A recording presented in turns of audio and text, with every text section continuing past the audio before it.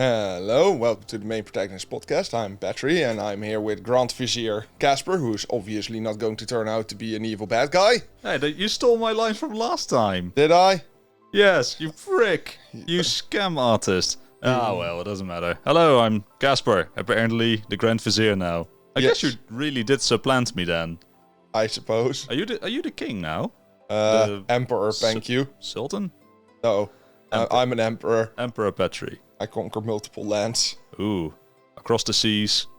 Fuck no, I hate sea. They're all landlocked. It's incidental that you mentioned this because I've been playing Crusader Kings 3 again, but we'll get to that eventually.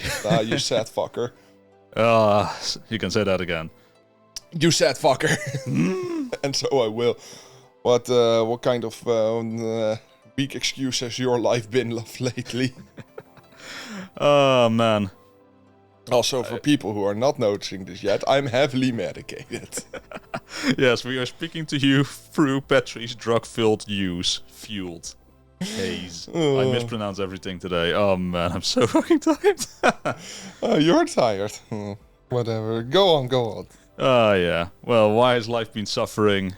In my case, it would be probably because of my cat, who had to be treated? Operated on, that's the line, yeah. Yeah, he had to have his large intestine removed. Oh, removed? Yeah, almost entirely. Like, they removed most of it and then stretched what remained to connect little bits. And that sounds like it's just, you open them up, you pull it out, and zip. Yeah, I want to remind you, intestines are not made out of rubber. They only give us this much. That was 1,700 euros. For our American viewers, that's $2,000, and how many fucking kroner is that? In the range of 18,000. Yay.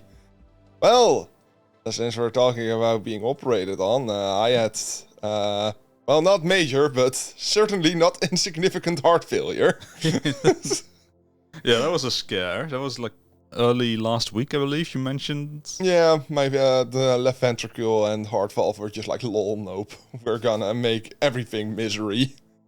So I got my ass to the hospital. They pedaled the fuck out of me. I stayed the night for observation. They were like, yeah, that seems about right. You can go home. And then this week, my heart started to go out of rhythm again. Tachycardia. So I went to the hospital again to get another trip on the ouchie ouch pedals. What's that like? Like pedals? What's what? The actual shock pedals. Yeah, those restore rhythm, right? Yeah. Yeah, because I remember people ranting that when you see the movies, like their heart is stopped and they just go, "Oh no, get the defibrillator." And then it just brings people back to life. It's just a magic thing that restores life to people, but that isn't how it actually works. No, if your heart ain't beating, it ain't doing shit, because it stimulates a central nerve in the heart. Yeah, that's when you have to do like half massage, right? To kind of mimic. CPR. Cardiopulmonary resuscitation. Also known as break a few ribs, no jutsu. Yeah. But my heart has been into a failing black depth of a fucking black hole for the last, 14 years. And the operation I was supposed to have has been delayed multiple times at this point. Thank you, Roners! But they actually put some haste on it now, so I probably do in early May. And they gotta cut my shit open and just rip a piece of my heart out and replace it with a pig's. You're on your way to being a demi-human. Well, I'm already in that for a long time. You're all cyborg by now. I am. So yeah, life's suffering and I'm heavily medicated and I'm about as monotone as you can get. I'll try to be as joyous as possible to compensate, so I'm not used to that, but we'll try. Incidentally, when you mentioned defibrillator, I'm actually certified to be a first aid specialist, but I always tell people that it's better to catch fire when you're around me than to just get sick, because unless you need to be resuscitated, I am usually more about the fire. Yeah, I may too, but I don't think you want me to do CPR on you. I think I'll break all your ribs just to be sure I did it right. 1 to 2 inches below the chest. That's the reason why. That's the reason why I bring it up, because it's so hard to not break ribs when you're doing that. Oh, you're supposed to break ribs. You need to make peace with that real quick. It's not like, ooh, I don't want to hurt you. No, it's like, Jesus Christ, I need to get that heart pumping your stupid blood again. And thusly so. So what's your, another word, it is completely unrelated to anime or whatever, but what's your take on like people that have the do not resuscitate resuscitate tags? Oh yeah, I've been thinking about signing that one as well years ago at this point, because well, it's a choice, and if you don't want to go back to this wretched ass world, I can't blame you. And especially so when you are well, usually you've been given it when you've been decided to be terminal in some degree to the disease. May that be cancer, may that be major heart failure, or whatever. So it's not an instant thing. They gave it to me when I was 14 on decision of my parents, and my parents were like, no, and I'm like, Jesus Christ, I'm suffering. When I got hit by a car very, very not nicely. Was it the BMW? No, a Mercedes, of course. Mm. Yeah, that was the start of everything that went wrong in my life. Wait, did I get the brand wrong? Yes. The brand that you're always... That's Mercedes. Mercedes. Oh yeah, BMWs are the cars that people bitch about that they never use their signal. Signal indicators / blinkers. Blinkers. Let's not confuse anyone. We're a wholesome community here. We are an inclusive bunch. No, because do not use CPR on meat tags are always a controversial thing. There's always somebody that's going to ask on any first aid course or any refreshment course that you have to do yearly. There's always going to be somebody, yeah, but what if they have a tag? And the answer is always the same. You are under no obligation to honor it. There's no problem if you do not honor it, or if you don't notice. First off, you're not a doctor. You do not know if he has one. You're not going to look for one while you're giving him CPR. In a non-hospital related, well, the bodily failure, it ain't your obligation to look for one. Yeah. So yeah, you're just safe. They might be annoyed as fuck, but hey, if you're gonna die anyway, you're gonna die anyway. Yeah, one time I was at a refreshment course, which was on a farm actually, with a bunch of people from different companies. I had missed the official one from my company, so I had to go do a catch-up one, which was just a bunch of people thrown together from different companies. And one guy got really fucking angry when the instructor said that people are not, just first aid people for companies are not obligated to respect those tags. No. He got really fucking angry about that, because apparently a family member of his has one. He said he would raise hell if somebody ignored it, but he was already raising hell at that point, so the hell has been raised. So he brought the lower part of hell to the surface instead of bringing them down to it. You could put it like that, but I think that would be considered insensitive. Yeah, I think it's a very dumb mindset to have. On a slightly lighter note, I actually went to Utrecht yesterday with my good buddy Dennis, and went for a shopping trip and just to eat there and at the street food place that we went to before as well. And this time I had food that was not 90% bone. I mean, I got the very hot food, and even the broth was absurdly hot. That was... Oh yeah, they do not lie about the spiciness. that was in particular... I like my spicy shit, but that wasn't nice. The broth, at least. The chicken itself was fucking nice, or the beef. I think it was beef. Yeah, I picked up a few things at different stores. I got... have you seen those giant, just hardcover black volumes of Berserk? Yes. Yeah, I got the first 3 of that. Got Yotsuba Volume 15. Hell yeah. And I also got volume, I believe it was 15 of Witchcraft Works. Do you remember Witchcraft Works? Fuck yeah. Also, just saying, if I read the title right and I'm an engineer, it says Yotsuba and Lies. It's pronounced Yotsubato. Yeah, because toys and. But the exclamation mark in programming is to claim falsehood of something. Yeah, it's a weird title. But I got Yotsuba, I got Witchcraft Works, which is now finally over. It ended up running for 12 years, and it's finally ended. Well, that was long enough. Yeah. Berserk volumes, Nakatakabi book, My Wandering Warrior Existence, which we discussed earlier, the autobiographical manga. Yes. The lesbian author. And one other thing that I'm currently forgetting, I'm afraid. Oh yeah, Spice and Wolf art book.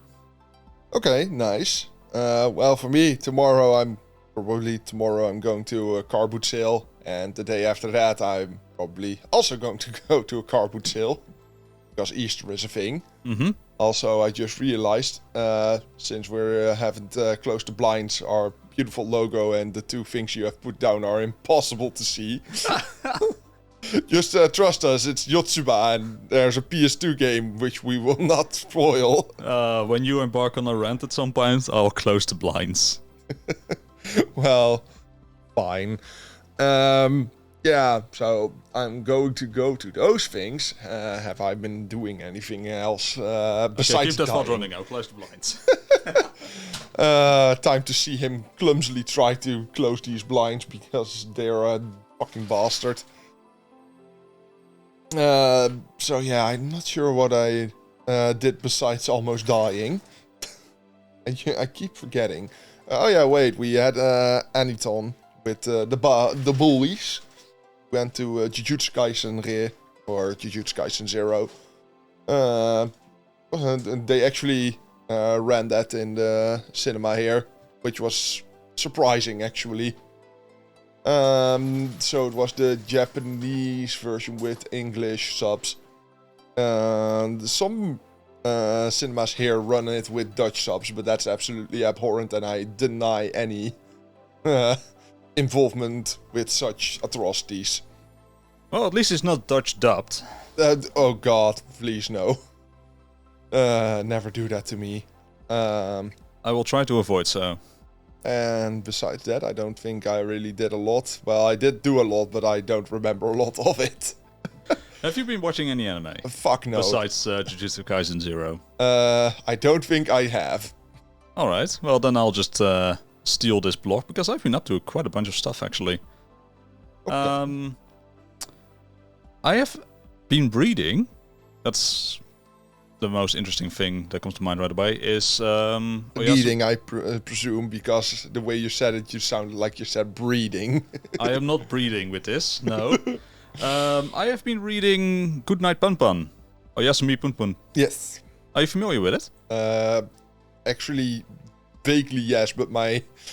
It is, I believe, the 10th highest rated manga on any list. Fair enough. And it has been recommended to me by so many people. I was like, well, let's actually do it now. And I feel sorry for those people, because I feel ambivalent about it, I have to admit. It's a very good story at the start. It's a surreal drama manga about the life of a little kid, Punpun, who grows up in a house with domestic abuse, and how that comes to kind of snowball effect into him developing childhood depression, and how he grows up with that remaining untreated, and how that just keeps defining his life and setting him down a path of constant struggles. Yes. And that is so absorbing to read at first. There's, like, I think the first 5 volumes were so captivating. But now I'm almost at the end. I have 40 more chapters to go out of 147. And it's kind of hit a point now where he's an adult, and this adult phase of the story has been going for quite a while now, and it's just not as interesting. Like, watching a kid grow up with depression, that is strange and interesting and really fucking sad. But an adult with depression you have right here. No, that's not just it. It's just it kind of loses that very interesting appeal because there is quite a bunch of manga about adults with depression. Welcome to the NHK comes to mind right away. The one you made me read. Oh god. The lesbian. Oh yeah. I'm totally at a loss of its name. But Yeah, that's a Nakatakabe book. yes. Yeah. So there's quite a bunch of that, and it's still valid, but the way Pun Pun handles it just isn't that interesting, because at this point it feels like, hey, Pun Pun is no longer a kid, we've kind of reached the end of what our story can do, but we still have 60 chapters to fill. Way more, by the way. And now it's just doing random things. There's been, like, at one point, I think 2 volumes that were about Pun Pun trying to write a manga about depression. So it's kind of like a meta thing, and it just doesn't pay off or lead to anything interesting. It really feels like it's just killing time now. And anytime that that's my one problem, even in the early part of the story. Anytime the writer, Nishio Asano, I believe he's called, anytime he keeps going for a while without anything super interesting happening, he just devolves back into soap opera drama. Cheating scandals, sex, and that's just his default. Oh no, I need a plot twist here. They are cheating. Oh god. This relationship is ended. These characters are now fucking. Oh Christ. He takes his whiskey on the rocks. He doesn't dry his clothes outside. Yeah, no, that sounds fairly terrible. Yeah, and I can still see the traces of, like, the story that I so enjoyed at the start. But at this point, I feel like I am just continuing to read it just because I want to have it over with. I'm 40 chapters away from the end. I'm not gonna drop it now. And there's just that faint glimmer, like maybe it gets back to being good or delivers on something that I found interesting in the early volumes. I mean, I can only put something here by association, because Rolf asked me for a shitty isekai anime. Oh god, what did you do to him? I gave him fucking Bofuri. Oh, that's the one with the girl with the big shield, right? Yeah. It's absolutely fucking horrific. Yeah, we talked about that before, because I thought it looked kind of funny and cute. And yeah, I mean, it's fucking Silverlink, of course it's gonna look cute. But that's literally its only... Fair. I mean, it's like putting, let's say, Hotaru from Non-Non-Byorei in an MMORPG, but with all her sensibilities from Non-Non-Byorei still intact. I gotta be real, that does sound kind of fun, but... Yeah, but with all the asininity of something you'd expect. Oh shit, how are we going to make her invincible? Well, she fell asleep in a field with small monsters, and now she has minor damage rejection because she has been sleeping there for like 8 hours, so now she doesn't feel the pain anymore. What kind of asinine D&D bullshit is this? Also, she has a D1, and the D1 only rolls 20s. Not literally, it's a plot thing. Okay. She can just roll 20s, only 20s. What did Rolf think of it, by the way? It's fucking trash. I cautioned him for Mac Maple. This doesn't make sense if you haven't watched the show. It doesn't. I've cautioned him for Mac Maple, but he still wasn't ready for Mac Maple. It's like it's a medieval inspired fantasy world, and by somewhat later in the show, she turns into a fucking Gundam. Oh god, that sounds sick. It's so out of fucking place and so dumb, and it makes no sense, and I fucking hate it. But then Rolf had the stupid idea of making him watch another shitty anime. So now he's watching... what was it? What did I give him? Not entirely sure anymore. Something else that was fucking horrific. And he watched Maburaho. Maybe it comes back to you. A bit shorter, but I've also watched Cosplay Complex. Sorry, I tripped off my words there. Which is pandering to me. Really? This is just so deliberately made for me, it's not even funny. It's an anime from 2002, which is about a club, a professional cosplay club, which does contests and shows and everything. And yeah, that's basically it. They do contests, they go on training camps, they're just doing all these cosplays. And there's a few rivalries that get introduced. But the important part is that it has references up the wazoo. It is so irreverent to anime from the 90s and just turn of the millennium. Even a bit of the 80s and sometimes just classic anime like Aim for the Ace get referenced. Yeah. What's that show called again? Galaxy Express 999? Oh, yeah. Yeah, that also gets referenced a bunch. Just the big shows and then the 90s. And one thing I really enjoyed in that is that you got all these cosplays, but they do it just slightly imperfectly. It really adds to the authenticity, because you have like characters that cosplay as, say, Lena Inverse from Slayers. Yeah. But it's still the art style for the show, and the characters, they don't wear just perfect wigs or anything. So you still got the character, maybe the hairstyled a bit to look like Lena, but it's still the wrong hair color. And the outfit is a close match, but not perfect, and it really adds like, oh yeah, that is Lena. But this is also still just a character in and of herself. Yeah, I think, by the way, that I gave Rolf either Yumeria or Rock and Yusha. I think you would have inflicted Rock and Yusha on him. Oh yeah, I've said... No, I gave him the do. choice. I gave him the choice between 3 anime. Yumeria, Rock and Yusha, and... What was the last one? And also a really bad one. And I think he chose... Rock and Yusha, but I'm not sure he started it yet. It's the show you would probably have ranted about the most to him. Probably, well, Yumeria he also knows very well because of AMQ. Yeah, but I don't know what series that is. Yeah, no, exactly. But I only start ranting when it becomes relevant. And when we play AMQ, the song comes, and you can instantly see me doing this, because this is just the intro. The girls in the series doing this. It's horrible. Show me it after we're done recording. Yeah, I will. But as for Cosplay Complex, it is a show that I think I could maybe recommend to you. It's 3 episodes, 30 minutes each, and then there is a bonus episode that just calls out, that's just a roll call of all the references.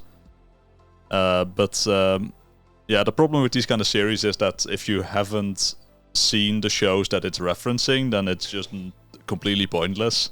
Yeah, fair. It's like watching Scary Movie if you haven't grown up in that era of film. Yeah. You haven't watched Scream or anything. I mean, you can recommend it to me, but I've been absolutely horrific with watching anything as of late. So I'll try and make space in my not busy schedule. Okay. I will not hold you to it, but I'll just let it linger in your mind. Christ, even worse. Do you have anything else? Because otherwise I still have one more. Yeah, go. I'm also watching Legend of Light, Hikari no Densetsu. Which is interesting and surpassed my expectations a lot, which makes it a tragedy that I don't know what it's about.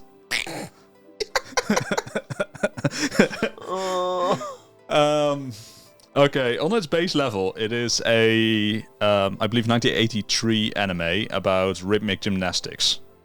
Okay. It's a shoujo anime, and it's about a girl who does rhythmic gymnastics. She's called Hikari. I mean, with that fucking title, I wouldn't expect rhythmic to fucking gymnastics, but okay. Yeah, sorry, catching you off guard here. But it's rhythmic gymnastics and its performances, and one thing I, like, 2 things that I really enjoy in it. The animation is smooth as fuck.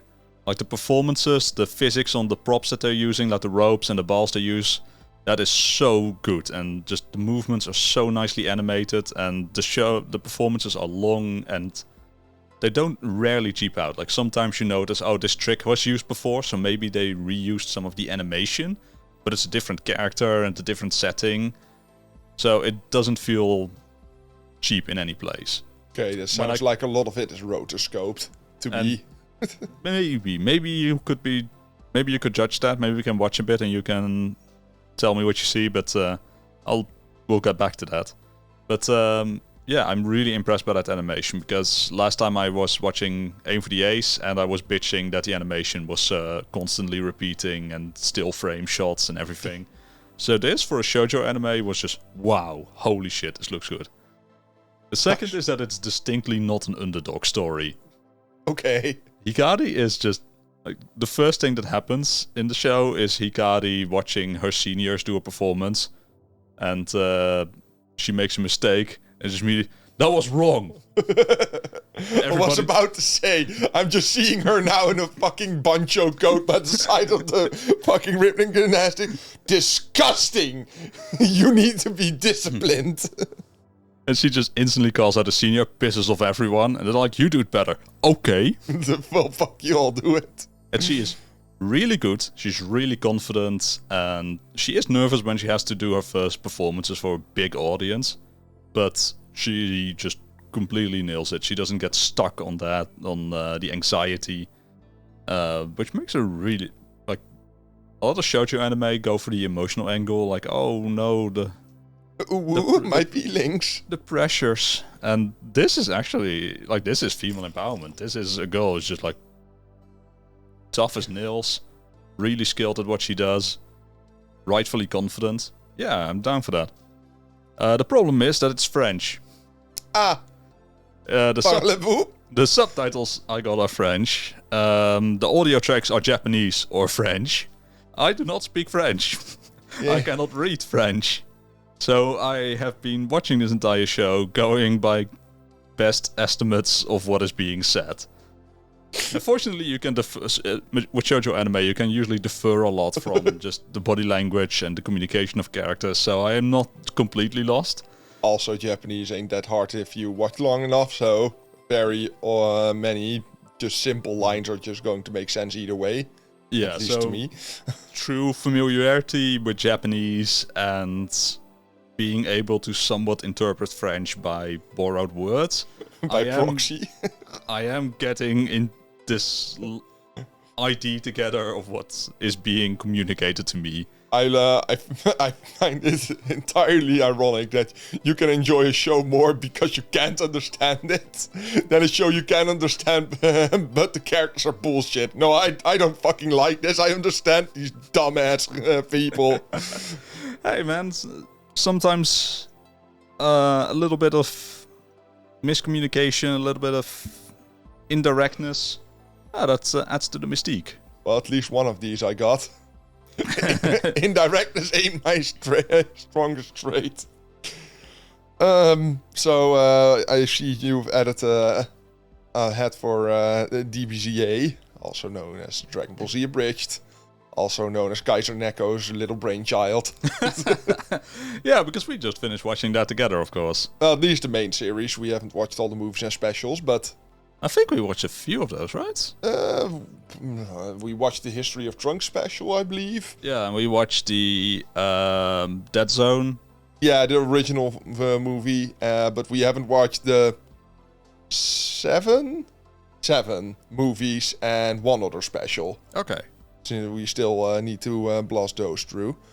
But yeah, as a new coming Dragon Ball Z fan, how did you experience Dragon Ball Z Abridged?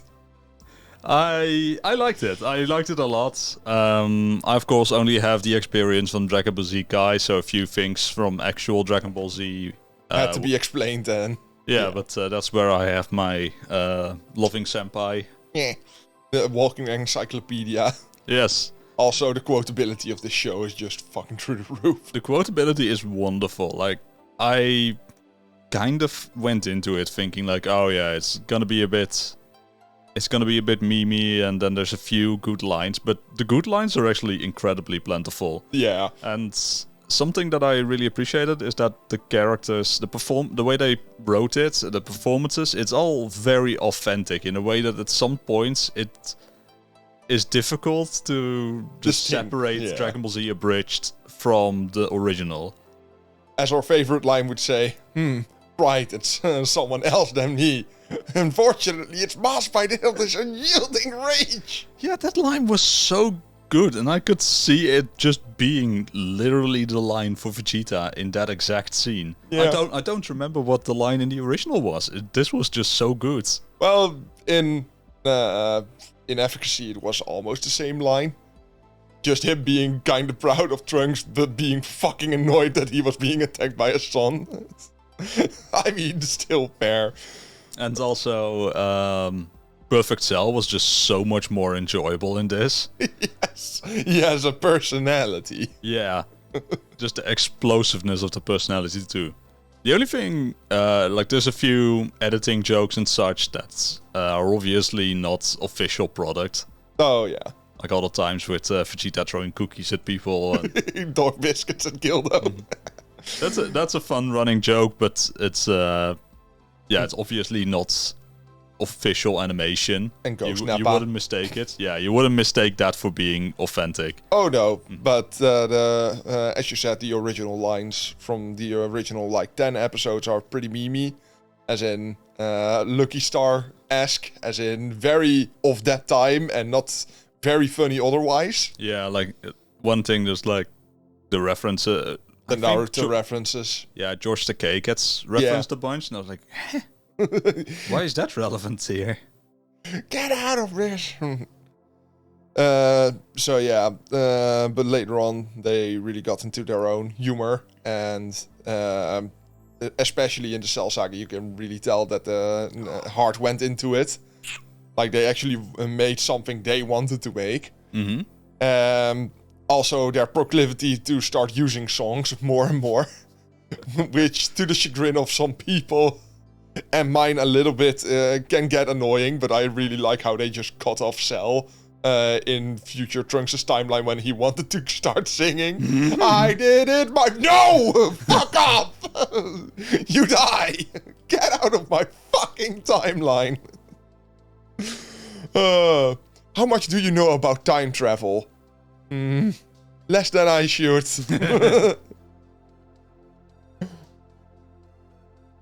Yeah, it wasn't always 100% on point, but it was so often so good that I, like the few moments where I was like, just kind of fall by the wayside in memory. Like, in retrospect, you're not gonna remember those few bad moments. No, it is really outdone by all the good moments. A friend of mine that I do the Endless group watch with actually mentioned that it is difficult for him to watch Dragon Ball Z as opposed to Dragon Ball Z Abridged. I mean, I can see that. Dragon Ball Z Abridged does all the story beats, it does pretty nicely. The animation hasn't changed, but it's just funnier. So, yeah, what's there to hate, you know? Yeah, and maybe that is the ingredient, the secret ingredient that the original Dragon Ball Z kind of lacked. Like the humor was... Yeah, well, it was less or so than the original Dragon Ball, but the focus became more on action because that's what sold at the time. Yeah. And now with the retrospect of having about 40 years of fucking Dragon Ball Z, at this point we just know the characters, so if they're funnier now, we can just, okay, that's fine. Yeah. We already know these characters and all their archetypes, so it's fine if they are deviated from. But back in that time, I don't think they could have pulled that. But I just like how irresponsible and retarded they make Goku. Yeah.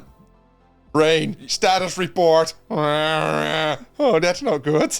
That's not good at all.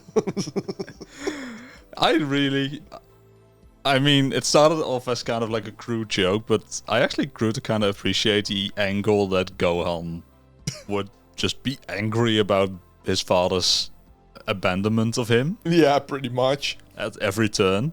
Yeah. First he came first my uncle came, killed my father, then he was away for a year, came back, he went to space, then he went back, came back, and then he died! Got water in my face. Yeah. That's one of the jokes that I really, at first I was like, okay, that's a bit random, but they keep building on it until it's significant, and then it just gets... Yeah. But yeah, I was really impressed. I absolutely did not regret sitting through this right after finishing the show. At first I was worried, like, oh man, this is going to be kind of irritating because we literally just watched all of this. But no, it perfectly worked out. I knew what I was doing. I knew what I was feeding you. I commend you for your intellect there. No, Dragon Ball Z Abridged is more than just a funny hee-hee internet video thing at this point, I think. Yeah. It really showed that it has its own creative way and made a very nice show out of... and through all the fucking license bullshit that occurred with it.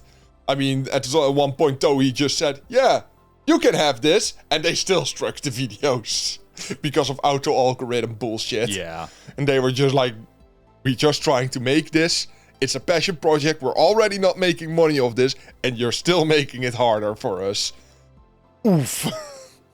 Just by the point they got done with Cell Saga was impressive, and I think it was a really good point to drop off. They still wanted to make the BoJack movie as a send-off, but yeah, they just got that off because of all the licensing bullshit, and the heart wasn't in it anymore. Yeah, I get that. But hey, and they do other things now, right? They do official dubbing, I believe. Yeah, and they make Cell in Hell, which is their own imagined version of Hell with Cell and Frieza and the King Force in one place, and they need to repent. It's all 3D animated. It's actually funny as hell, but you still need to watch a little bit of Dragon Ball Z Abridged to really get into that. But that's lovely, and all the week fights, as in the fights before the Cell games, the week they gave them to relax and do whatever they needed to do, get their shit together. There's also videos of that week of individual fighters coming up to Cell and just challenge him before the Cell games, which is actually pretty funny. Okay. Like Yugi trying to duel Cell. Wait, you can't just summon, and now okay, this is bullshit. I was like, wait, who is Yugi in the show? And then I realized what you meant. Yu-Gi-Oh! Yeah. I'm there now. I'll get there. Bit slow. But yeah, those videos are still fun. Shall we move on to the news block then? Which is unfortunately, yes. Which is entirely mutinied by me. And well, not mutinied. There's nothing to mutiny if I'm just sitting there, fucking praying that drooling on my shirt.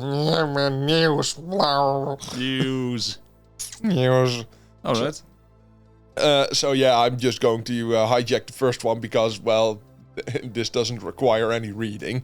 Go ahead. Go Tanabe's The Dunwich horror manga goes on hiatus until July. Well, that kind of just speaks for itself. Yeah, it's a bit of a shame. Go Tanabe is really amazing. He has a very cool art style, and he has been adapting a lot of the Lovecraft stories to manga and doing it just so incredibly well.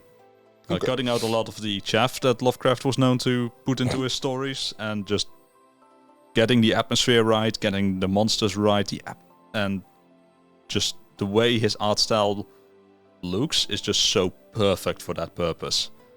I believe we had his manga here as a decoration before, which was the Mountains of Madness. Oh, yeah. Yeah. That's one of the few works that got licensed here, and I hope his other books make it overseas as well, including once the Dunwich horror manga resumes. I hope that gets here as well. So is there any reason he went on hiatus, or is that not discussed at all? I am not sure, actually. Because I'm trying to read while you were bumbling on, but I couldn't find a reason.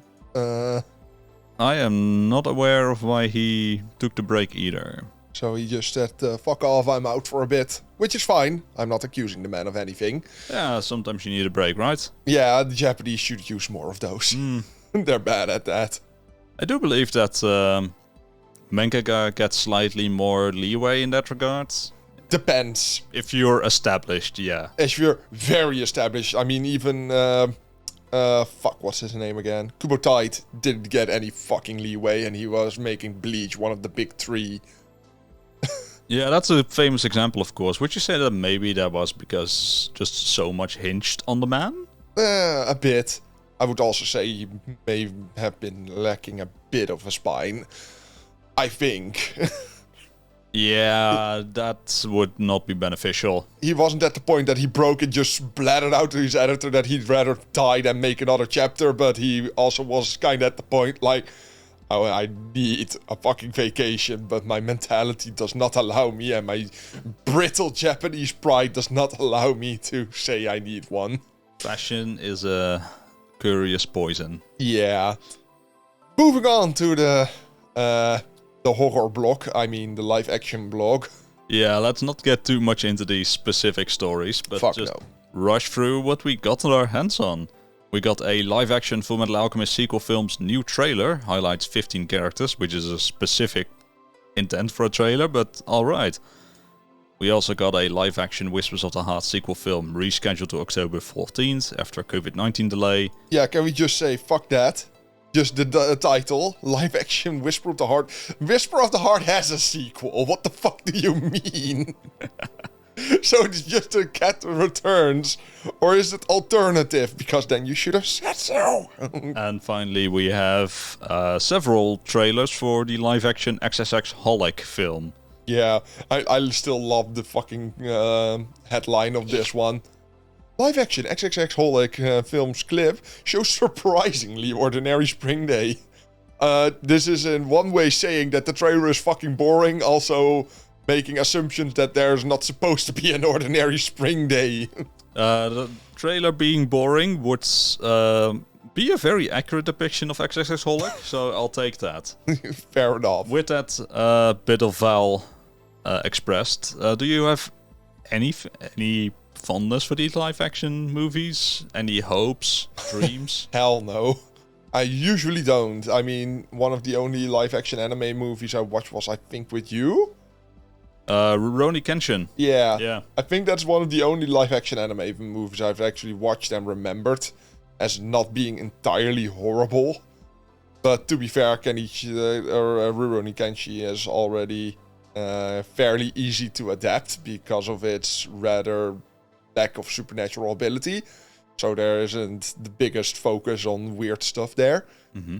And if anything, you can rely on Japan to make samurai movies. They can do that. They can do that indeed. But yeah, Full Metal Alchemist. I seen the first movie part of it and just looked too shit for me to keep watching. Also, it doesn't need one. Really, it doesn't need this. No, I'm tempted to agree there. Oh well. I don't know what a live action movie for Fullmetal Alchemist really could add, because the series is just already so at its peak. Done. Yeah, that's perfect. Just fall down there. But moving on, Kickstarter funded Dirty Pair anime BD release to feature music and effects track for OVA's dub. Yeah, I'm a big fan of Dirty Pair, actually. Of course I fucking am. Yeah, I was about to say, in my meditated haze of a state, I wasn't sure if I watched it, and then I remembered, oh no, wait, that's the Gunsmith Cats that I watched. You said meditated instead of medicated, but I got what you mean. I'm still medicated, so I might as well be in a meditative state.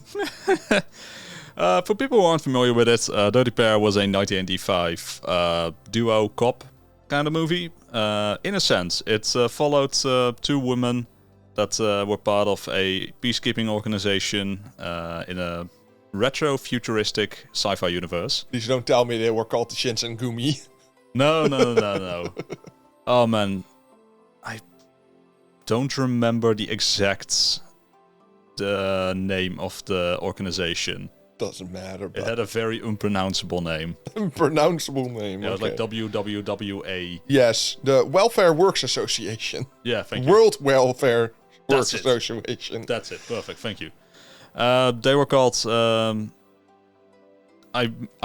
They self-marketed as the Lovely Angels, but they were known as the Dirty Pair because anything in their jurisdiction that they tackled would come with significant collateral damage. So yeah, it's about two go-getter women, gunslingers that take on crime and mysteries and usually end up destroying everything related to it. Yeah. It's a very cool action anime and incredibly stylish. Before getting into the part where this article actually makes a point, I just wanted to add that the first line of the synopsis still gets to me.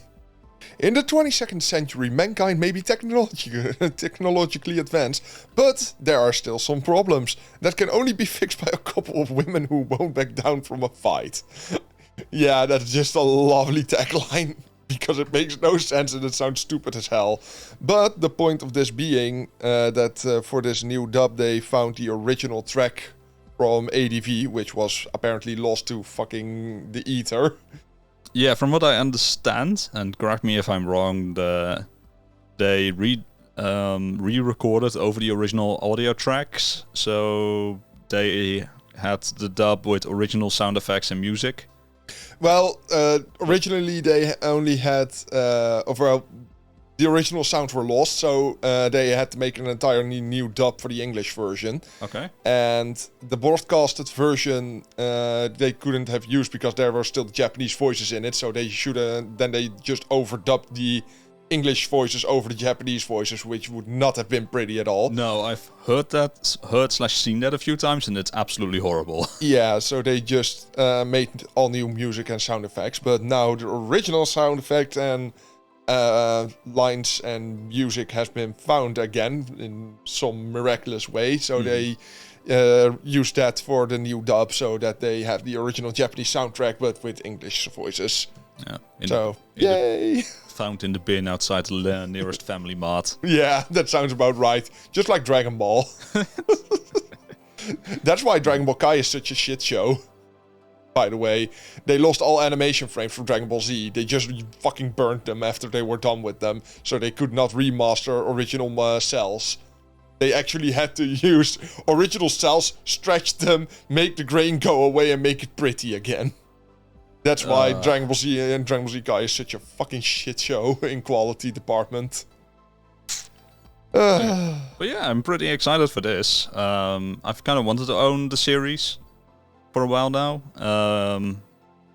So yeah, I'm definitely down for this. I might actually back this Kickstarter if I'm not too late yet. Might be. I would hope that they also put the sub on the audio track though, because I really like the original Japanese voices.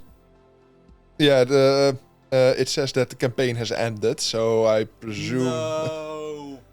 So it's either what's it called? It's either in demand now, or you're shit out of luck. Let's see. You're shit out of luck, it seems. I'm on the Kickstarter page now. It doesn't seem like you can back it anymore. Unfortunate. I'll just have to buy it after the fact. I'll just extort it for someone who backed the project. No. Yeah, it's probably going to be sold somewhere. Yeah, probably right. It's the right stuff. Selling anime is what they do. Exactly. So... The final article is a curious one that we have. It's Shueisha removes web manga about children born into religion following alleged backlash from Happy Science. Yeah, just by that title I got Happy Few flashbacks. Mm-hmm. But it got worse because you told me about, or you told me little snippets that you were reading it, and yeah, goddamn. So this is a long article on Anime News Network. Essentially, an online manga by Mariko Kikuchi about children born into religion was removed from the platform, and that was done under the allegation that it was insufficiently fact-checked, didn't interview enough people to make it accurate. But when requesting how she could amend these problems, the editors just gave her no answer, and eventually the entire manga was removed. Yeah, that sounds very Japanese. And that was done after initial protest by the Happy Science cult, which is also known as the Happiness Realization Party, which is a right-wing Japanese party that, according to the listed political stances here, includes wanting nuclear deterrence, denying the Nanking Massacre, offering spiritual vaccines, and calling for the removal of Japan's Article 9 for pacifism in international politics. Yeah, I just want to remind you that if they do that, America has all the right to bomb the shit out of them. But yeah, this happiness that they are realizing with this party, as indicated by their name, is a strange kind of happiness. Oh, is this is it led by the dude that did the 1995 fucking metro attacks? I don't know. It did bring that to mind, didn't it? Yeah. What were they called? I should say, for fairness, the Happiness Realization Party and the adjoining cult did say that they didn't specifically demand the manga's removal. They raised protest, and they argue that Shueisha made the decision to remove the manga by themselves, based on the earlier claims that Kikuchi had insufficiently fact-checked. Yeah, but that's like saying that Pride MMA was a clean organization. That entire organization was funded by Yakuza money, by the way. And they had exclusively said in their contracts that they don't test for steroids. Wink, wink, nudge, nudge.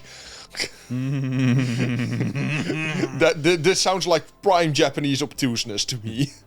But yeah, I found this article because my friend from AnyList, Talon, the moderator, linked it, saying, well, look at this, cancel culture from the right wing, for once. Yeah. And I mean, it's a bit dumb. But what isn't at this point? Yeah, you can say that again. The fictional expression should not be limited to, or should not be hampered like this. It's dumb. Do we really need to be worried? I mean, how can... Okay, sorry, I'm going to go a little bit on a tangent. If we want to make fun of fiction, or we can make fun of religion, because that's not how fiction is supposed to work. Your literal book is made out of fables. And nothing can be fact-checked in your fucking stupid book. What are you making? What are you doing? We are supposed to be okay with your stupid fables, but when we make fables, it's not okay anymore? Have you ever seen that exchange? I believe it's on Twitter that a woman asks a guy, well, if the Bible isn't real, how did Jesus walk on water? Can you walk on water? And he just says, yes. Oh, can you prove it? Can you prove? Yeah, can you prove it? And he just says, "Oh no, but I won't prove it. You just have to believe that I did." Yes, exactly that. Yeah. Everything in the Bible is. I find funny that we instantly turn to Christianity, but that's the easiest one for us, I suppose. It's just that. That's our Eurocentric mindset. Yeah, it's just that everything is a self-fulfilling prophecy. But it says so in the book, and the book itself must be truth, because we have dedicated our entire stupid life to it. Yeah, I hate that sentiment. Although other countries with religions such as made it into mythology, like the Norse and the Japanese to a certain degree. Yeah, the spirituality movement, but most of it, fables are just that, fables. And they use it for national pride and such, but it's not a source of actual life guiding. Yeah, you do have like neo branches for old faiths like that. Yeah. Neo-Odinists and such, I believe they're called. Yeah, but that's still very niche. First off, very niche, and I still don't think people actually believe like Odin was a real thing. That just jumped around and had a raven on his shoulder and be like, herpty derpty derp, I'm a very smart man, I made the world out of the corpse of a fucking titan I have slain. Yeah, that's a classic argument, right? Yeah. Like, Odin promised he'd slay the Ice Titans, and do you see any Ice Titans? I didn't think so. Yeah, and I made sure I slain all the unicorns. Do you see any unicorns? I'm the unicorn slayer, motherfucker! Revere me! Oh, I revere you, alright. Okay, end of tangent. Yes. Full stop. Full stop. Let's talk about something else. Have you been playing anything, actually? Playing, well, Smite. You know when it's fun? Smite just announced its just nerf patch. Everything is getting nerfed. Nothing is getting buffs, just nerfs. You know power creep is a real thing when a game is about 8 years in and they're just like, nah, we can't buff shit anymore, just nerf. Also, the new god has come in, and let's see if you're if there's any wisdom on mythology in that head of yours, Yu Huang has been introduced. I have known it at some point, but I'm drawing a blank now. It's the Chinese, their favorite god. God being between the biggest quotes because they don't actually have gods in the traditional sense. Mm-hmm. He is the Jade Emperor. Ah, okay. So he's being introduced. So yay. Bloons did some things. I still played that. Do you know what kind of character he's going to be, by the way? He's going to be a mage. So a lot of wiggly woogly special effects bullshit. Yeah, it's fine. I don't think we need more mages. I mean, mage is already the most abundant class we have, but whatever. Just nerf him. Just nerf him too. They're not even released. We also nerfed the fuck out of him. Well, let's see. I did play more, but my mind is in one big haze. Well, so I'll let you. As I said earlier, I have fired up Crusader Kings 3 again. Mostly because I was curious. I still haven't played Royal Court, which is kind of stupid because I specifically pre-ordered the game for Royal Court. Yeah, I was about to say, did you start playing because of Royal Court? Because I saw that around and I was like, that's probably the reason then. But apparently not. You just like torturing yourself. But I did my favorite kind of start, which is Nubia. And I've been playing for a while now, but and I was really having fun. Royal Court is incredibly good for roleplay potential. It adds a lot of extra options, a few money sinks you can play around with, interesting choices. Okay. You can go into your palace and just see the characters standing around, see your family just interacting with people. It adds so much good roleplay flavor. That's really interesting. It brings back the artifacts and relics, so you can create weapons again and equip them and make your character better, or get rare stuff and just put it up for display in your palace. I stole a banner, a Muslim banner, and I just put it up in my living room. I just see you walking out with your cup of coffee out of bed. Let's go for a day of ruling. Sit down and throne. I conquered the Muslims. Delightful. That was a surprisingly British attempt for a Nubian army, but I do not have a Nubian accent. I don't even know what that would entail. But I am having fun with that, but of course, Crusader Kings 3 has to bug out on me again. Like, Nubia starts with a special rule, which is warrior queens. Which means they default to having female preference for inheritance. If you have girls, if you have daughters, your daughters are gonna inherit instead of your sons. Yes. I am 4 generations in, and now randomly, suddenly my succession is switched to male preference. Which I did not do. I could not even do that because I do not have the technology yet to change my succession law. Okay. But it's now on male preference. Even though it still clearly says that I have warrior queens as my... in my culture tab.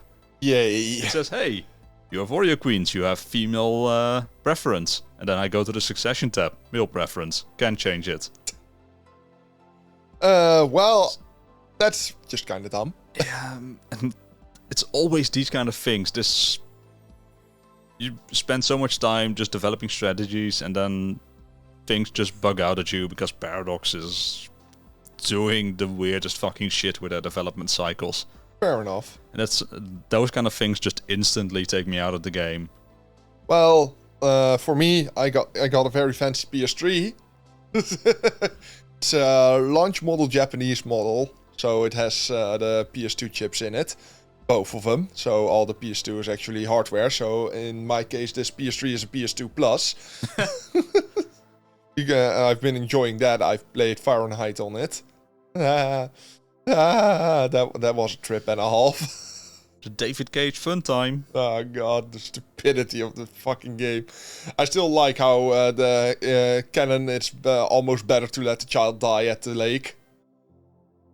If you help him, the police will know you, but they will let you go. Okay, give an introduction for people who don't know what Fahrenheit is, justifiably. Okay, Fahrenheit is like a point-and-click adventure game, but without the stupid puzzles and with a lot less point-and-click. So it's just more of a character story with some interactivity. Yeah. And, it begins pretty mundane. You killed the dude. Now you need to find out why did you kill the dude. Yeah, because you just start a game and you're in a diner, in the toilet of a diner with a corpse and bloody knife, and you're like, why did I do that? I did this. But why though? Yeah, you have no memory of doing that, and you just need to do something and escape. Yep, and every choice you do, you have a stress meter and how stressed you get. And if you get very fucking stressed, you just instantly turn yourself in or die.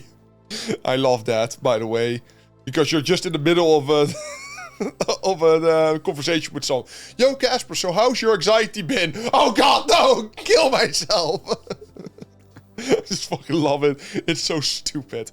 But somewhere along the way, you are now being suspected, and there's a search warrant for you. So you see this kid. You also have visions, and you're paranormal, and all this stupid shit gets very much out of hand by late stage of the game. But in this case, you see a child running by a water fountain, and it's being very snowy. But he cracks through the ice and will fall. So you get the choice for, like, do I save this child and have the police ask me what I'm doing here and what my association is? Or do I just walk away and let the child die? I want to point out that letting the child die has zero negative repercussions. Yeah. Just his mental... stress. Yeah, just the stress is just like, oh God, I might have to kill the child. Oh well, so what's for lunch? Pretty much his entire... doo-ha for that. I like it. It's so dumb. Yeah, at the time of release, I remember reading quite a bunch of reviews on it because I was interested in the concept of a narrative game like that. Yeah. For people, by the way, this is the same developer who made Beyond Two Souls and other games Detroit, Become Human. Become Human, and what's the last one? The Origami Killer. Heavy Rain. Heavy Rain. That's the one, yeah. Yeah.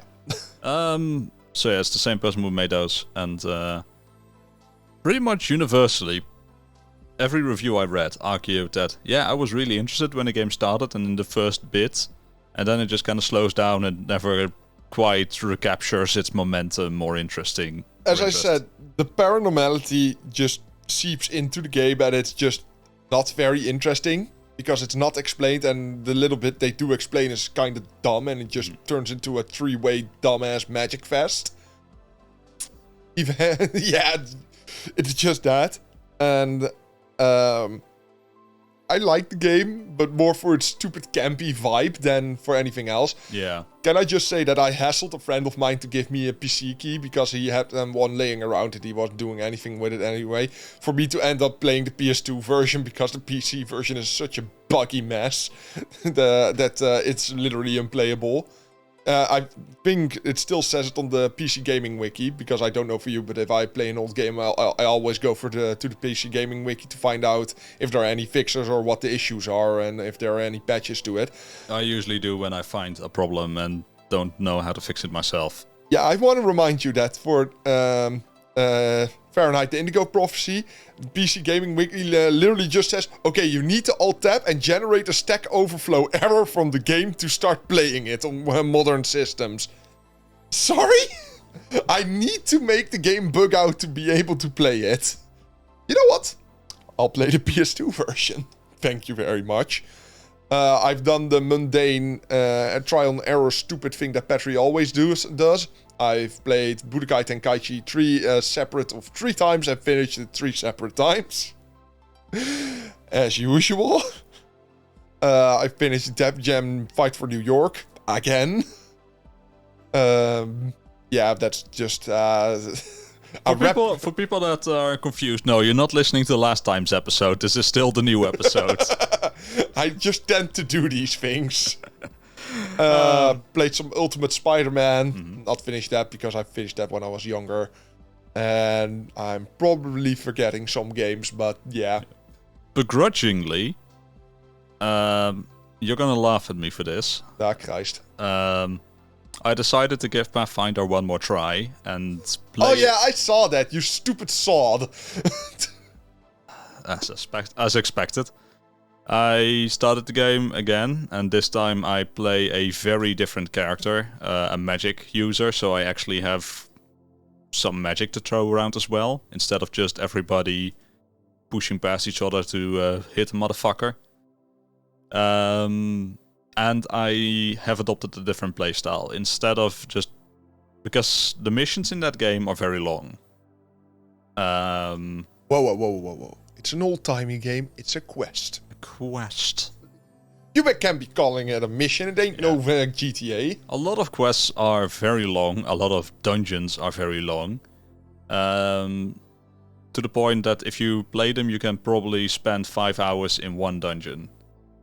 Or in one quest. And that... at one point it clicked with me, okay, they made this, probably, as kind of to recreate the feeling of actually being at a table playing D&D with your friends for a night. Yeah. So before I was just playing and like, oh, okay, I finally finished the quest. God, that took forever. Well, time for the next thing, and then I had to stop midway because the next thing was also long. Now I'm just playing it in segments. Yeah. When I feel like it, I play the game, I do a quest, I do a dungeon, I do an area, and when I'm done with that, okay, that's it for today. And that kind of that really helps me to just kind of push off the annoyance. Now it doesn't feel like everything takes too long, because now you just have a clear block of what you play. And I'm hoping with that mindset that I may actually push through the game. The fact that I have magic now also just makes it more interesting. So I am hopeful. Because I really want to... I got annoyed with it. But I really like the story. I really like the characters. Fair. I want to fuck Darren. And I just cannot tolerate that is being taken away from me. I have to push through. His ass? Yes. Yes. Evidently. Okay. Well, I play a few more characters, so put on the strap-on and all that, but the spiked one. Barbed. Hooked. Barbed. This is a one-way train, baby. There's no in and out, there is only in. So, well, I guess we're moving on to game challenges. Yes. Well, we should clarify that we've decided to change things up a bit. Yeah, but let's get into that after we've discussed what we've actually played this week, month, year. As if this hasn't been just as much a disaster as it usually is with us. Yeah, you gave me Eternal Sonata. I played a solid 4 hours of it. I just commented on it that the country is called Retardanda. It literally has retard in the name. Evidently. Oh, well, there we go, demonetized. It was a good start to the game. And just some casual racism against mages. Mages are apparently not okay. The point being that they are apparently, if you can use magic, you're dying.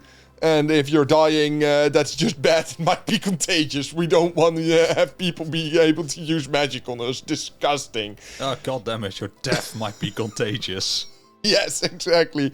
Oh, you might have cancer, but this cancer gives you magic? No! Stay away from me! Yeah, that's always dumb. It's by the same people who made Tales of games, so it's very Tales of-y. Also in gameplay style? Yeah, more or less. It's more turn-based E. As in, you get your turn, you get a few seconds to move around and do your moves. And particular moves make this time bar go up a little bit. But when time is done, you switch to the next character. Okay. And every action takes away time. So just walking around takes time from in real time. But just standing still and waiting to think about your action doesn't take time away. Okay, that kind of feels like Valkyria Chronicles. Fair enough. So that was pretty fun, but then you switch to another character, which are just two boys that are living in the sewers of a city because they're apparently I think, orphans. And they are just stealing bread to make meat's end and try to survive. But they can kill giant fucking rats that are 7 times their size. Okay, fine. What the fuck are they doing down there then? And then it switches back to the girl you were earlier. And then there's a dude and he wants to show you something. It was utterly devoid of any plot at this point. You say this as if this is a problem, but this is how I feel about what I've played of all Tales games. Yeah, but in the Tales games, there's usually, you know what the goal is of the game. Here I was just like, I'm switching between characters. There's no big evil. There's no big bad. There's no plot line being established. There's nothing wrong in the world that needs to be righted. There's just, I'm switching between characters. And the second time I'm just literally looking for apples. I don't care. So you just kind of got lost interest in it. Oh, fuck yeah, I did. Okay. I yeeted that fucker out of the fucking window by hour 4. Yeah, not literally. It's still there. I was about to say, I'd have taken it off your hands if it was that dire.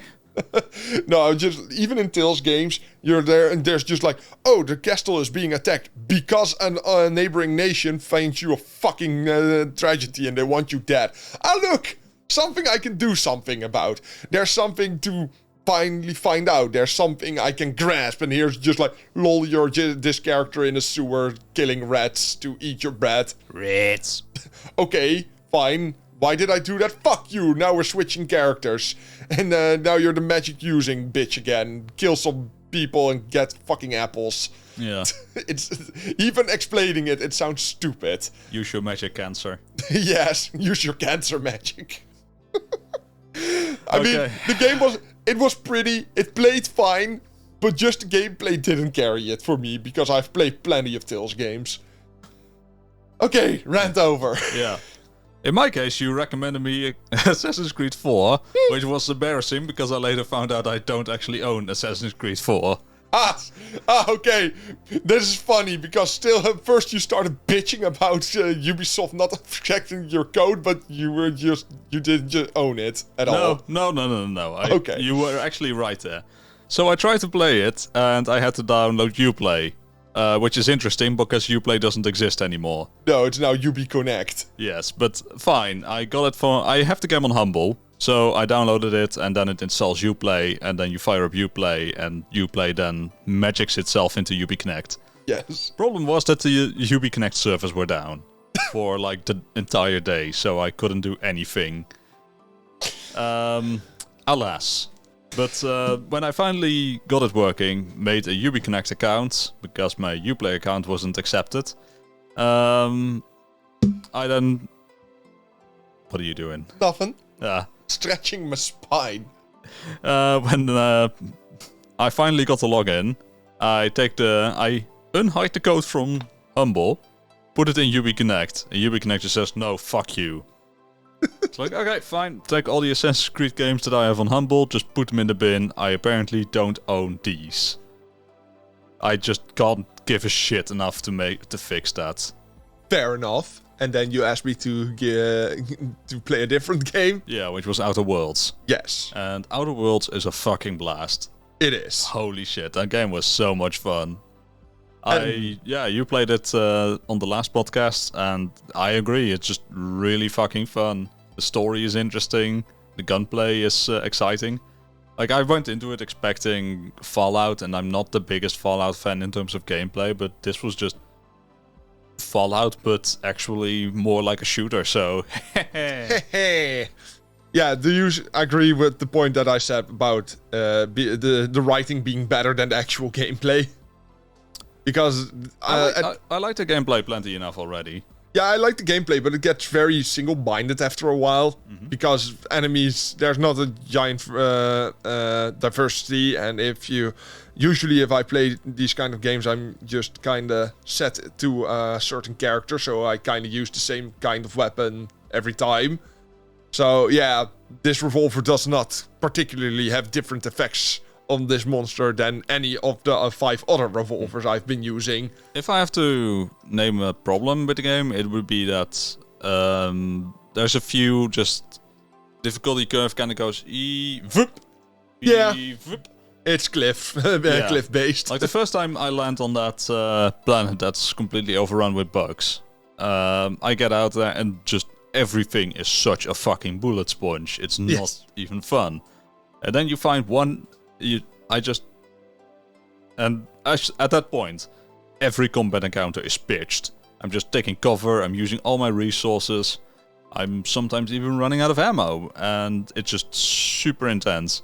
And then you get like 2 gun drops, and suddenly you just run into enemy camps. Just okay, pew pew pew pew. Everybody's dead.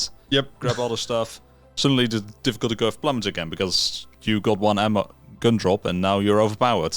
Yeah, it's what I so endearingly call Borderlands 2 syndrome. Because Borderlands 2 has this issue too for me where you might have this fucking purple weapon that's level 9. Fucking, I don't care. It's iridescent. It's even fucking orange class. So it's the best class possible. But you find this white fucking level 10 pistol and it's better than it. No, this is not how this is supposed to work. Yeah, Borderlands is just a tragedy in and of itself. Yeah, but I think the writing is in Outer Worlds though is great. Yes, it doesn't have Shooty McShoot face, so it wins. It had a few low points, I think, but nothing that I would say definitively ruins it. And the plot is just really interesting, and the way the choices you can make in it are super cool. So, do you like Parvati? Parvati, yeah. I fucking knew it. Yeah. I actually enjoyed the priest more. Vicar Max, he's not even a priest. Don't kid yourself. I fucking love him. I fucking love the dude. He actually had the same reaction to me when you give him his book that I had when I started up Legend of Hikari. What the fuck is this? This is French? I can't fucking read French. Yes, I fucking love that scene. What is this? Is this French? Fucking French! I didn't come to space to read fucking French. I fucking love Vicar, man. Yeah, the characters and such are super interesting. Yeah, but just to harp on Vicar Max a little bit more, I just fucking love it too, how he just points out that he's a violent asshat. I have a assertive disposition towards fate. The moment he said that, I knew he was full of shit. Oh, I love him. Yeah. I did play the game largely solo, though. I took the Lone Wolf perks and such. But that in itself is not a problem. Because I was like, oh man, I can't wait until I replay this and get to play a different character entirely. Yeah, I think that's the only issue I have with the game, because it's through the perks, the game makes it very obvious there are like 3 gameplay styles in total. You have Lone Wolf, you have team play, and then you have specialization into a weapon. That's about it. Mm-hmm. And that's fine, but the perks don't even veil it a little bit. Mm-hmm. And other perks become entirely... they kind of lose... Well, not useless, but they lose their appeal if you're going for a certain character. Yeah. And that just kind of takes the luster out of it for me. Mm-hmm. I still love the writing, and the gameplay is okay. If I have to name a few problems with the writing, I went into this more in depth before with you.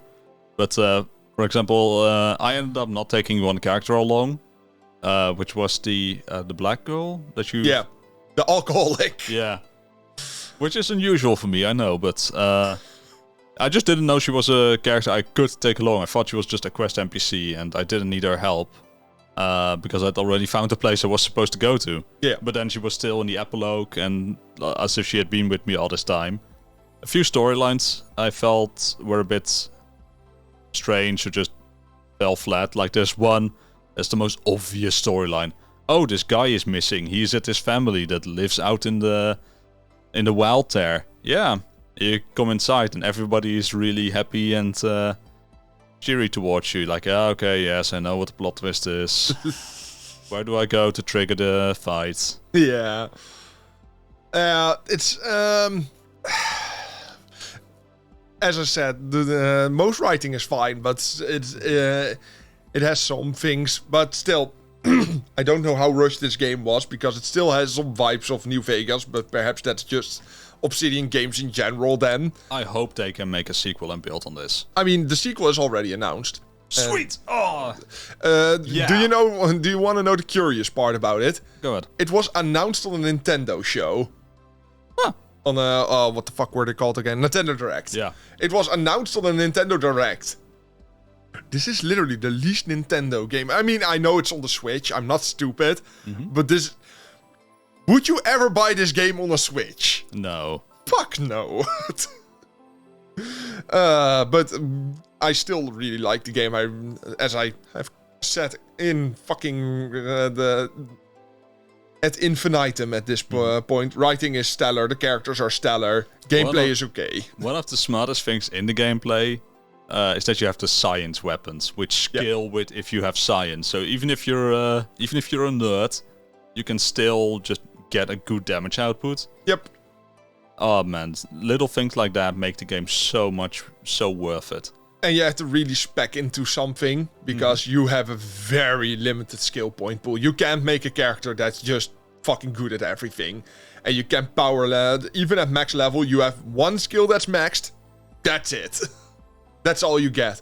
Perhaps if you spec real nicely and use the skills that makes you get particular skills from your companions, perhaps you can get 2 or 3 skills maxed, but that's literally the limit. Yeah, I was thinking of playing like a persuasion focused coward who doesn't fight, just sneak and persuasion. But I don't think you can do a pacifist run. You can. You definitely can, easily even.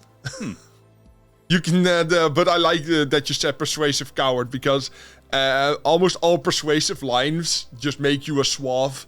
Instead of a coward, because I use persuasiveness, because you're going into an office to get one of the data cards, and just the dude walks up to you, "What are you doing here?" "Ah, I'm just supposed to be here." "Alright, I believe you, fucking fine."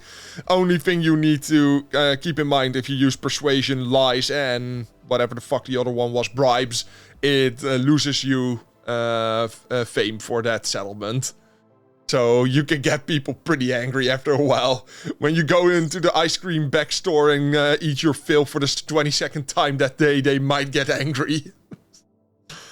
Yeah, we like the Outer Worlds is what we take away from this. Yeah, definitely. So, but the fact that we both enjoy the Outer Worlds also inspired this change that we mentioned before. Yeah. Because right now we challenge each other to a game and then see who can finish it the best? Question mark? But we noticed that there's more interesting banter if we've both played the same thing.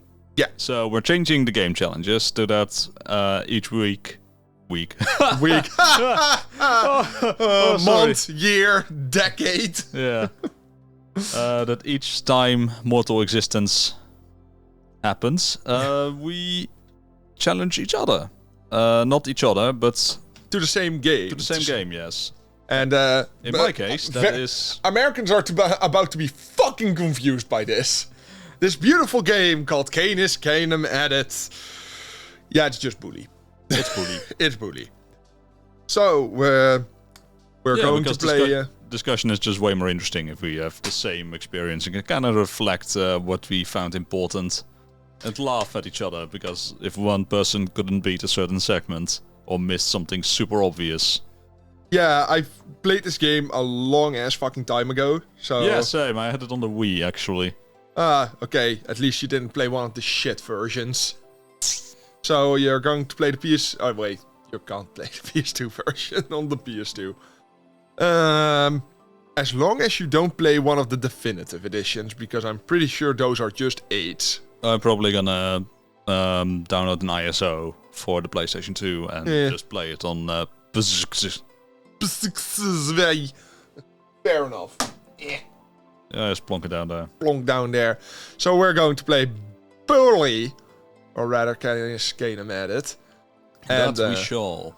Also,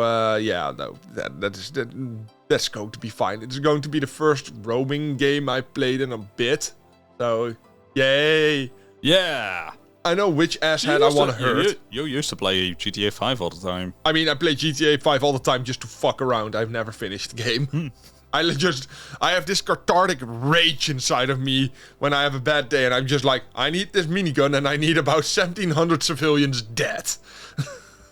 So yeah, that's usually my goal of starting up GTA 5. What's the population of this city again? About 18,000. What's the minigun population of this city? I say that, no, 38,000. Wait, no, that's my old city, that's 18,000. A minigun has no magazine. So, yeah, I just need enough bullets. Moving on, I suppose. Down the stairs of this apartment complex, just a row of bullets.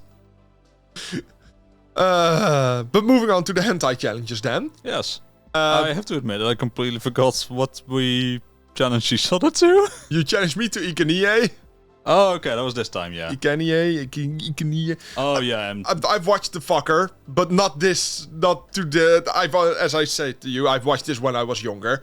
A lot younger. And I've not watched it since because I haven't made time for it. So, yeah, my memories are still very vague of it, and that I know I've watched it, but that's about it. Yeah, incidentally, the reason that I recommended Ikenie is because I was like, hey, this looks really artistically directed. This has lots of strange editing and such. It was very artsy for its time, I felt. Turns out it's made by the same person who directed the first season of Time Minasagi, which is what you challenged me to. Ha! And seeing Time Minasagi made me realize, oh no, wait, that wasn't artistic. This guy is literally just incompetent. Time Minasagi is fucking weird. It is just unpleasant to look at. It is headache-inducing in its directing. Everything is just hey, like a red and white flashing background while head is popping up and down on a squish penis. Yeah! Yeah, boy, we got it. We got that. Yeah, it's... It's a thing. It's a thing. As you said, it's just very wonky editing, and everything is red and flashing and moving too quickly. Yeah. I had expectations because, as I said, there were... I know that there's games for this. I know it's a big franchise. There's an MMO for this. Yeah. Maybe are the other seasons better? I couldn't be fucked to check that myself. Oh, I've watched them all and they're all equally shit. This is just a vibe that people chill with, apparently. I'm not one of them. I gotta say, with all the flashes and such and the high speed of the editing, I don't know, maybe if you put this to... Like, MDMA will make it enjoyable, believe me. Yeah, MDMA and dubstep. I think that could work out. Maybe some LSD, some... Now you're adding a bit much to the pile, I think. Yeah, LSD is fine. But yeah, so yeah, we kind of agree on that one. Yeah. He sees the touchy topic and regrets it instantly. No, I see the touchy topic and realize that I want lunch, but first we have to do the next challenge. And fair enough. In my case, I want you to watch Battle Can. Okay. Which that sounds... It is fucking dumb. Perfect. Just impeccable animation. Okay. It is sometimes written as Battle Can Squared. Okay, Battle Can. Okay, I want to remind you that my OneNote wanted to autocorrect that to Battle Cancer. I mean, also. Oh god, fair enough. Okay, what am I slapping you with? Because I haven't given any thought to this at all. Fuck. On an unrelated note, I watched the hentai that you pointed out last time as being, yo, this looks like your shit. Which was, if I can find the name again, if I can remember what the fuck I'm doing with my life. Can you? Fuck, what was it called again? I can't find it. What was it? I'm looking for mine. Oh, here it is. It's Oji no Honmei wa Akyaku Reo. which was on H Anime TV. You said, "Hey, this looks like the kind of shoujo crap Oh, the you're into." produced anime, and yeah. I'm not entirely sure what the fuck it's called again. Yeah, it's produced by Studio Hokuboshi, but it's My Next Life as a Villainess ripoff. It is literally about a girl who's resurrected into the visual novel, her favorite visual novel, as the villainous princess. Yeah. And decides to play it differently. And now she gets to fuck all the hot boys. Ooh woo. Damn right. Okay, nice animation, nice art style, decent animation, but as a hentai, not particularly exciting. You can watch Joshi Ochi. Okay. You have told me about this one before, so I'm curious. That's a pretty funny one. Okay. It's okay at best, but it's funny. Can you type it out to me? Because that name is a bit... I'll type it in the document. Okay. Well, there you go. You are great. I am very much aware. So, with you being a hungry cunt and me also being a hungry cunt, I presume we're going to skip the touchy topic for now. We are, because I also forgot the box I needed to bring for the touchy topic, as you may have noticed. Fair enough. What a tragic predicament. By our standards, this might be a little bit of a shorter episode, but might be better for this time because I'm being a fucking meditative haze of a fucking wreck. You did well enough, man. Yeah. I'm proud of you. You're gonna get some bread. Somebody ought to be. The proud part, not the bread part. I was already kind of confused there.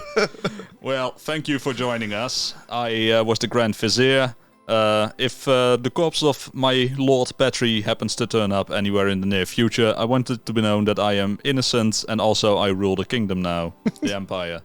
How unusual.